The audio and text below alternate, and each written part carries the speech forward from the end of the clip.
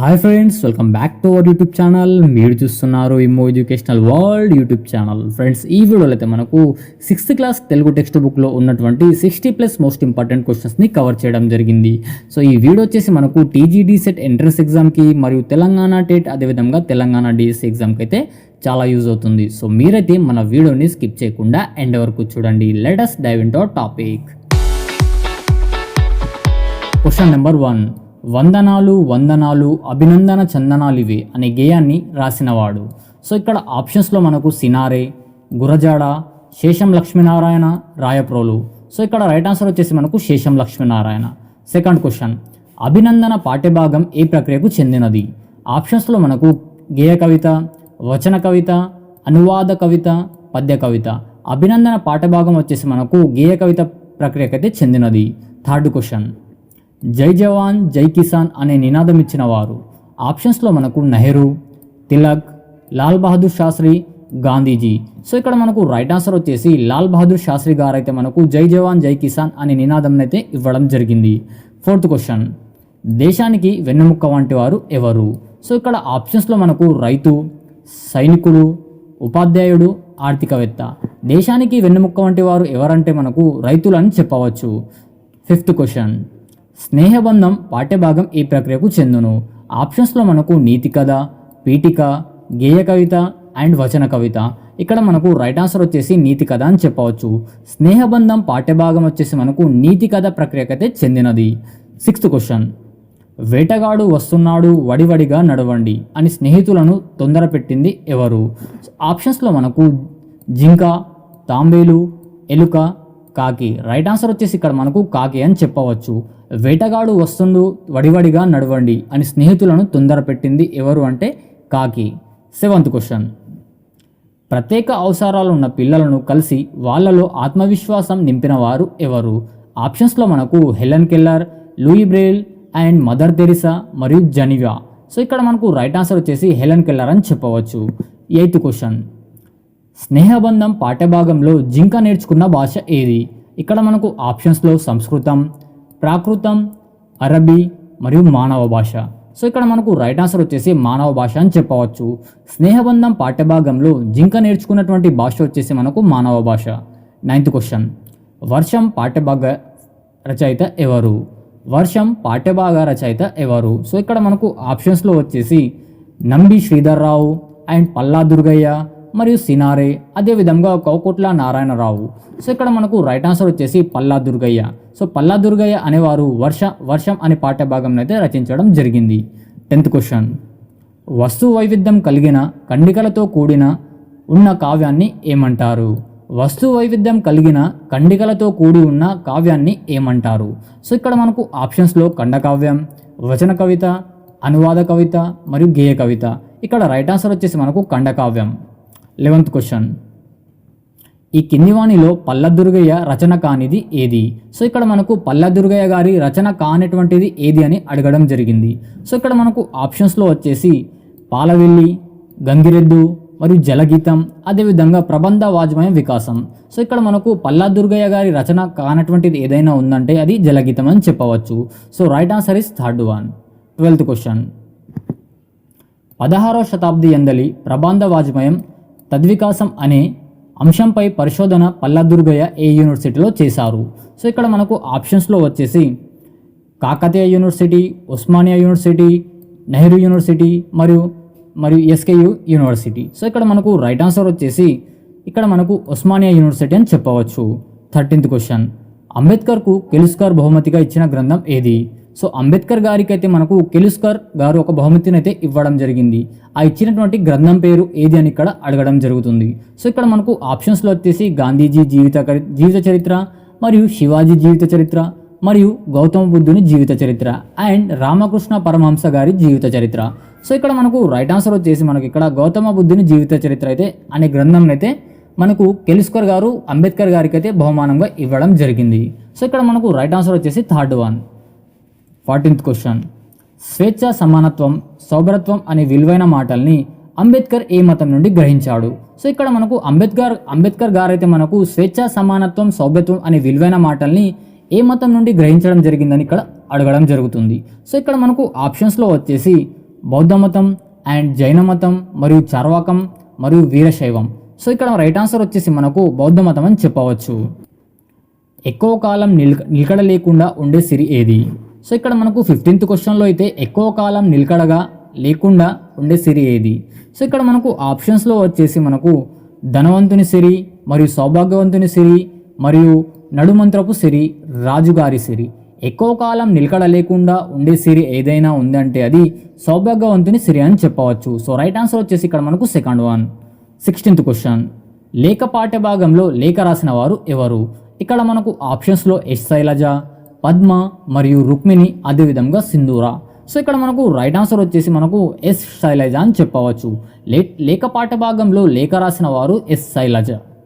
17th question, ఆచార్య నాగార్జునుడు విశ్వవిద్యాలయం ఏ కొండపై స్థాపించాడు? ఆచార్య నాగార్జునుడు విశ్వవిద్యాలయం ఏ కొండపై స్థాపించడం జరిగింది అని ఇక్కడ క్వశ్చన్ మనకు అడగడం జరిగింది. సో ఇక్కడ మనకు ఆప్షన్స్ని గమనిస్తే నాగార్జున కొండ అండ్ వీనుకొండ మరియు వెల్లికొండ మరియు అదేవిధంగా కోటప్ప కొండ. సో ఇక్కడ మనకు ఆచార్య నాగార్జునుడు విశ్వవిద్యాలయం నాగార్జున కొండపై స్థాపించడం జరిగింది. So right answer is first one. 18th question, 1000 స్తంభాల గుడి ఎక్కడ ఉంది? ఇక్కడ మనకు ఆప్షన్స్లో హన్మకొండ మరియు కరీంనగర్ మరియు జగిత్యాల, అదేవిధంగా గూడూరు. సో ఇక్కడ మనకు రైట్ ఆన్సర్ వచ్చేసి ఇక్కడ మనకు 1000 స్తంభాల గుడి వచ్చేసి మనకు ఇక్కడ మనకు హన్మకొండలో ఉంది అని మనం చెప్పవచ్చు. So right answer is first one. 1000 స్తంభాల గుడి మనకు హన్మకొండలో కలదు. క్వశ్చన్ నంబర్ 19, తెలుగులో తొలి కంద పద్యాలు జీనవల్లభుని ఏ శాసనంలో కలవు? సో ఇక్కడ మనకు ఆప్షన్స్లో కుర్యక్తుల శాసనం మరియు విపర్త్య శాసనం మరియు బెజవాడ శాసనం, అదేవిధంగా ధర్మవర శాసనం. సో ఇక్కడ మనకు తెలుగులో తొలి కంద పద్యాలు జీనవల్లభుని ఏ శాసనంలో కలవు అంటే మనకి ఇక్కడ first one is right answer అని చెప్పవచ్చు. 20th క్వశ్చన్, ప్లేగు వ్యాధి నిర్మూలనకు గుర్తుగా కులీ కుతుబ్ షా కట్టించిన కట్టడం ఏది? సో ఇక్కడ మనకు ఈ క్వశ్చన్ యొక్క ఆన్సర్ అయితే ప్రతి ఒక్కరికి తెలిసే ఉంటుంది. అయినా ఈ క్వశ్చన్కి సంబంధించినటువంటి ఆప్షన్స్ని నేను ఒకసారి చెప్తాను. సో ఇక్కడ మనకు చార్మినార్ మరియు గోల్కొండ, బిర్లా టెంపుల్, హుస్సేన్ సాగర్లోని బుద్ధ విగ్రహం. సో ఇక్కడ మనకు రైట్ ఆన్సర్ వచ్చేసి మనకి ఇక్కడ ఫస్ట్ వన్ అని చెప్పవచ్చు, చార్మినార్. ప్లేగు వ్యాధి నిర్మూలనకు గుర్తుగా కులీ కుతుబ్ షాలు కట్టించిన కట్టడం ఏదైనా ఉందంటే అది చార్మినార్. సో ఇక్కడ మనకు రైట్ ఆన్సర్ వచ్చేసి ఫస్ట్ వన్. క్వశ్చన్ నెంబర్ 21, పదాల మధ్య అర్థ సంబంధాన్ని ఏర్పరచడానికి ఉపయోగించే వాటిని ఏమంటారు? సో ఇక్కడ మనకు ఆప్షన్స్లో వచ్చేసి విభక్తులు మరియు క్రియలు మరియు అవ్యయాలు మరియు లింగాలు.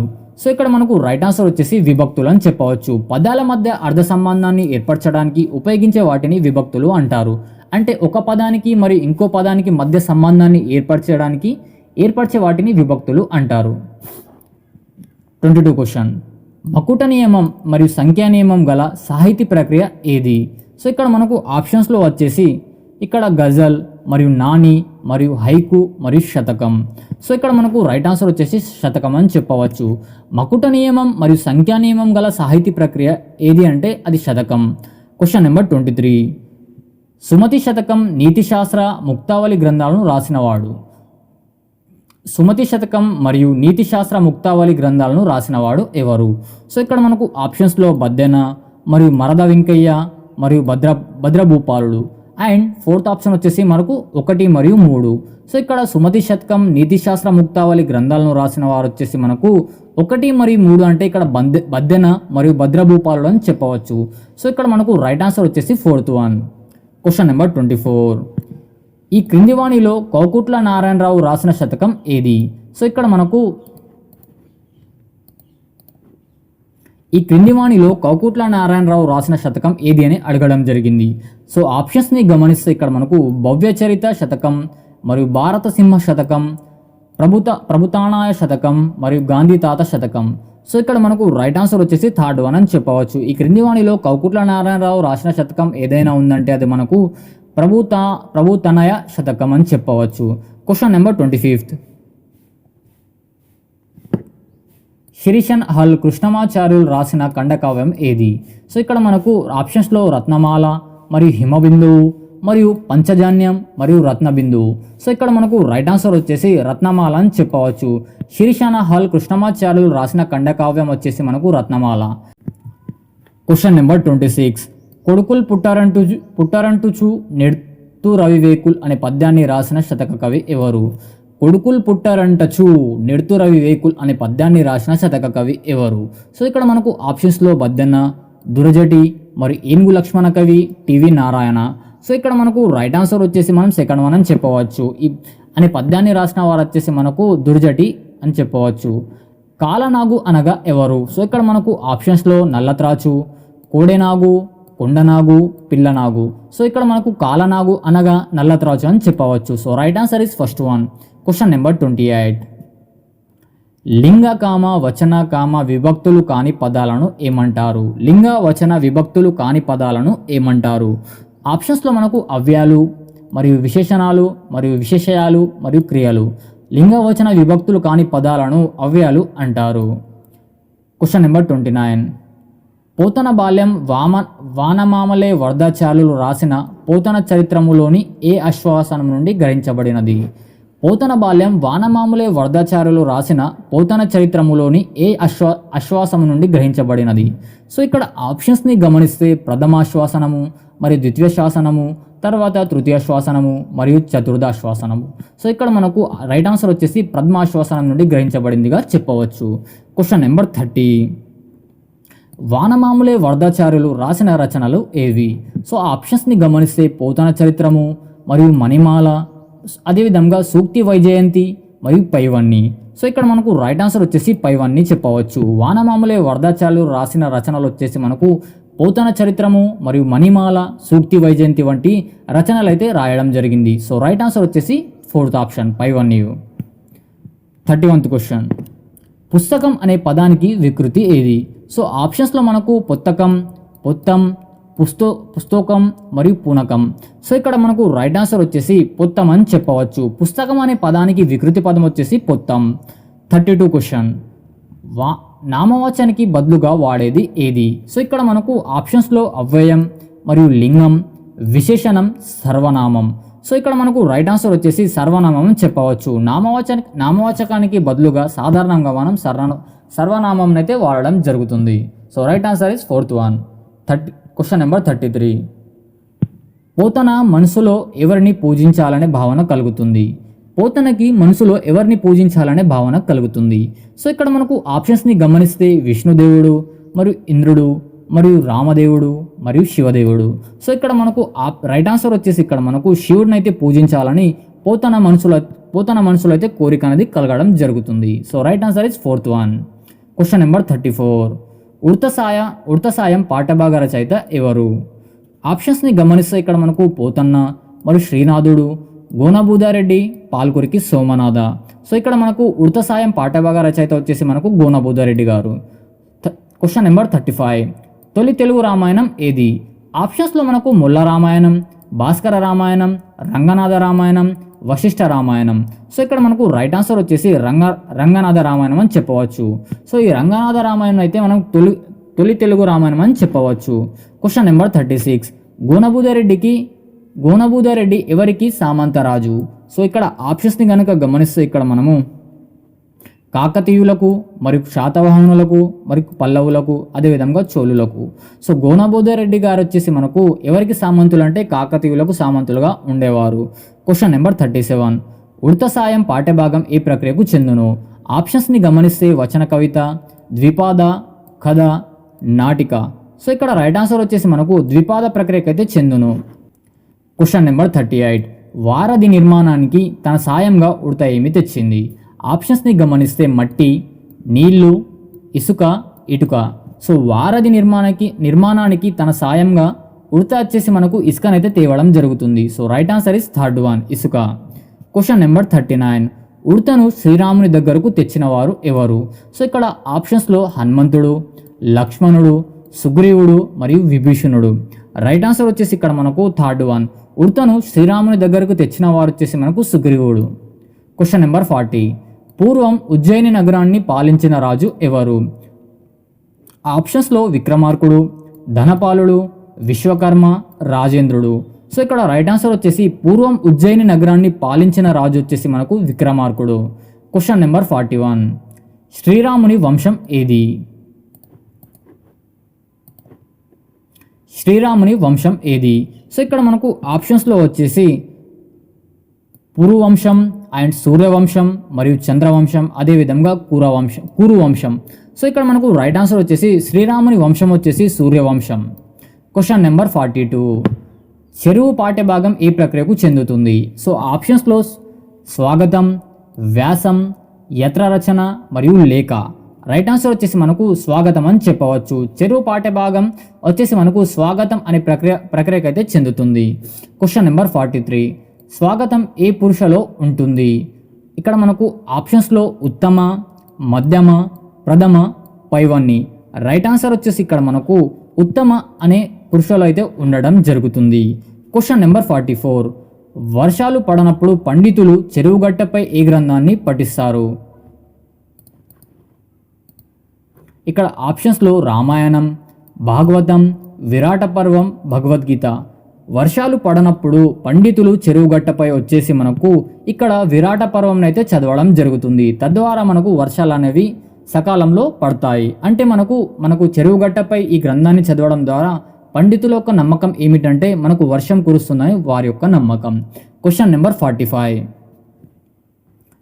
ఈ క్రింది వాణిలో కాకతీయ రాజులు నిర్మించిన చెరువు ఏది? సో ఇక్కడ ఆప్షన్స్లో రామప్ప చెరువు, పాకాల చెరువు, లక్కవరం చెరువు, పైవన్ని. సో ఇక్కడ మనకు రైట్ ఆన్సర్ వచ్చేసి రామప్ప చెరువు మరియు పాకాల చెరువు, లక్కవరం చెరువు. సో ఈ 3 చెరువులను అయితే కాకతీయులు తమ ఆధీనంలో అయితే నిర్మించడం జరుగుతుంది. సో ఇక్కడ మనకు రైట్ ఆన్సర్ వచ్చేసి పైవన్ని. Question number 46. శిలాసముద్రం అనే చెరువు ఏ పట్టణంలో ఉంది? సో ఇక్కడ మనకు ఆప్షన్లో జగిత్యాల, సిద్దిపేట మరియు మంతని మరియు ఖమ్మం. శిలాసముద్రం అనే చెరువు వచ్చేసి మనకు మంతని పట్టణంలో కలదు. సో రైట్ ఆన్సర్ వచ్చేసి third one. Question number 47. Telangana ప్రభుత్వం చెరువుల ఆధునీకరణకు ప్రవేశపెట్టిన పథకం ఏది? సో ఇక్కడ ఆప్షన్స్ని గమనిస్తే జలయజ్ఞం, మిషన్ భగీరథ, మిషన్ కాకతీయ మరియు పైవన్ని. సో ఇక్కడ రైట్ ఆన్సర్ వచ్చేసి మనకు తెలంగాణ ప్రభుత్వం చెరువుల ఆధునీకరణకు ప్రవేశపెట్టిన పథకం వచ్చేసి ఇక్కడ మిషన్ కాకతీయ అని చెప్పవచ్చు. Right answer is third one. Question number 48. పలుకుబడి మరియు నానుడి అని పేర్లతో పిలువబడేది ఏది? సో ఇక్కడ ఆప్షన్స్లో జాతీయం, సామెత, పొడుపు కథ మరియు పైవన్ని. రైట్ ఆన్సర్ వచ్చేసి ఇక్కడ మనకు జాతీయం అని చెప్పవచ్చు. పలుకుబడి మరియు నానుడి అని పేర్లతో పిలువబడేది జాతీయం. Question number 49. చీమలబారు పాఠ్యభాగ రచయిత ఎవరు? ఆప్షన్స్ని గమనిస్తే అందశ్రీ మరియు పుట్లపల్లి రామారావు మరియు కరుణశ్రీ మరియు అలిశెట్టి ప్రభాకర్. సో ఇక్కడ మనకు రైట్ ఆన్సర్ వచ్చేసి మనకు పుట్లపల్లి రామారావు గారు అని చెప్పవచ్చు. చీమలబారు పాఠ్యాన్ని అయితే మనకు పుట్లపల్లి రామారావు గారు అయితే రచించడం జరిగింది. Question number 50. చీమలబారు పాఠ్యభాగం పుట్లపల్లి వారు రాసిన ఏ కవిత సంపుటి నుండి గ్రహించబడింది? సో ఆప్షన్స్ని గమనిస్తే ఇక్కడ మనకు ఆత్మవేదన మరియు మెరుపులు, చుక్కలు, ఏరువాక. సో ఇక్కడ మనకు రైట్ ఆన్సర్ వచ్చేసి ఆత్మవేదన నుంచి అయితే గ్రహించడం జరిగింది. Question number 51. పొట్లపల్లి వారికి బాగా పేరు తెచ్చిన రచన ఏది? సో ఇక్కడ ఆప్షన్స్ని గమనిస్తే పగ, చుక్కలు, థర్డ్ ఆప్షన్ ఆత్మవేదన, fourth option jail. Right answer వచ్చేసి ఇక్కడ మనకు ఫోర్త్ ఆప్షన్ అని చెప్పవచ్చు. పొట్లపల్లి వారికి బాగా పేరు తెచ్చిన రచన జైలు రచన అని చెప్పవచ్చు. Question number 52. మన చుట్టూ ఉన్న ప్రాణులను చూసి క్రమశిక్షణ, నిరంతరం శ్రమించడం వంటి గుణాలను నేర్చుకోవాలని తెలియజేయడమే ఉద్దేశంగా రచించబడిన పాఠం ఏది? సో క్వశ్చన్ అయితే ఇంకోసారి రిపీట్ చేస్తున్నాను. మన చుట్టూ ఉన్న ప్రాణులను చూసి క్రమశిక్షణ, నిరంతరం శ్రమించడం వంటి గుణాలను నేర్చుకోవాలని తెలియజేయడమే ఉద్దేశంగా రచించబడిన పాఠం ఏది? సో ఇక్కడ ఆప్షన్స్ని గమనిస్తే చీమలబారు, చెరువు, వర్షం, అభినందన. సో ఇక్కడ రైట్ ఆన్సర్ వచ్చేసి ఫస్ట్ వన్ చీమలబారు. Question number 53. గాంధీ 6వ తరగతులు చదువుతున్నప్పుడు పొందిన విద్యార్థి వేతనం ఎంత? గాంధీ 6వ తరగతులు చదువుతున్నప్పుడు పొందిన విద్యార్థి వేతనం ఎంత? సో ఇక్కడ ఆప్షన్స్ని గమనిస్తే 5 రూపాయలు మరియు 10 రూపాయలు మరియు 15 రూపాయలు, అదేవిధంగా 4 రూపాయలు.